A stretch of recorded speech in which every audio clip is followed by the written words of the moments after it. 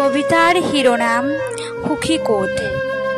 সুখী ক'ত, সুখী ক'ত, মাৰ হাতৰ ভাত মুঠিত, গাঁৱৰ পঁচা ঘৰত নে কংক্ৰিটৰ চহৰৰ কোলাহল ভিৰৰ মাজত। সুখী ডাৱৰীয়া আকাশখনৰ মেঘৰ লুকা-ভাকু চাই নে মেঘালয়ৰ ছানৰাইজত।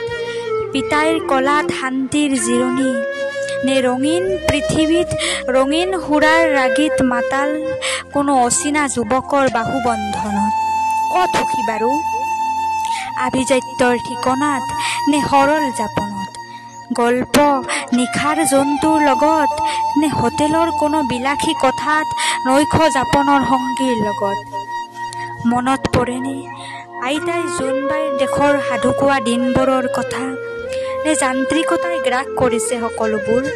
পুৱাতে উঠি নেওতা আওৰাৰ কথা, গধূলি পৰত যে আন্ধাৰ আঁতৰাই পোহৰ কৰা, মনৰ কলুষতাবোৰ দূৰ কৰি সৎ বুদ্ধি দিবলৈ একান্ত মনে কৰা প্ৰাৰ্থনাৰ কথা। পিতাৰ চেকা লগা গামোচাখনে যে চকুলো মচিছিল, এতিয়া দুখ পাতলাবলৈ কিয় মদিৰাৰ সংগ লাগে। আমি ডাঙৰহে হৈছোঁ, আমি ডাঙৰহে হৈছোঁ, মা দেউতাৰ সমান ডাঙৰ হোৱা নাই। মাৰ আচল দেউতাৰ